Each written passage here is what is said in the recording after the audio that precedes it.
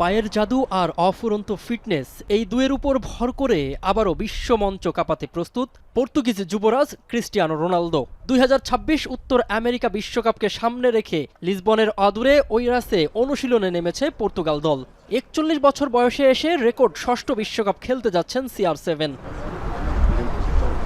চেনা মাঠ ওইরাসের বিশ্বমানের আধুনিক জিমনেশিয়াম আর হাইটেক রিকভারি সেন্টারে প্রাথমিক প্রস্তুতি সারছে পর্তুগিজরা। প্রথম দিনের অনুশীলন শেষে বিশ্বকাপ দলের লক্ষ্য নিয়ে নিজেদের ভাবনা জানালেন মিডফিল্ডার রুবেন নেভেস।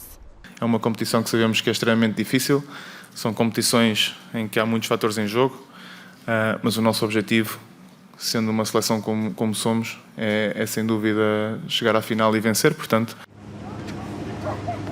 ওইরাস থেকে বিশ্বকাপের ম্যাচ ভেন্যুর দূরত্ব 1000 মাইল, তাই ফিফার নিয়ম মেনে প্রথম ম্যাচের 5 দিন আগেই রোনালদো বাহিনী নোঙর ফেলবে যুক্তরাষ্ট্রের ফ্লোরিডার পাম বিচে।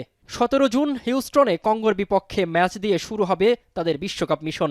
গ্রুপের অন্য দল প্রথমবারের মতো বিশ্বকাপে জায়গা করে নেওয়া উজবেকিস্তান। অন্যদিকে শেষ ম্যাচে পর্তুগালকে পরীক্ষা দিতে হবে লুইস দিয়াস ও হামেস রদ্রিগেজের শক্তিশালী কলম্বিয়ার বিপক্ষে। তবে এখনই প্রতিপক্ষ নিয়ে না ভেবে প্রথম দিনের অনুশীলনে ফিফার নতুন নিয়ম নিয়েই বেশি কাজ করা হয়েছে বলেও জানালেন Ruben. Muito benéficas, principalmente as regras do tempo que o jogador tem para sair do campo, por exemplo, o tempo que o jogador tem para ser assistido. Acho que vai ser importante para aquelas equipas que gostam de empatar um bocadinho.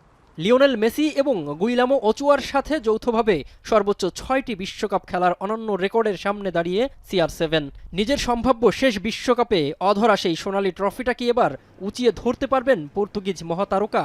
Football বিশ্ব তাকিয়ে সেদিকেই। মিনারুল ইসলাম, এখন।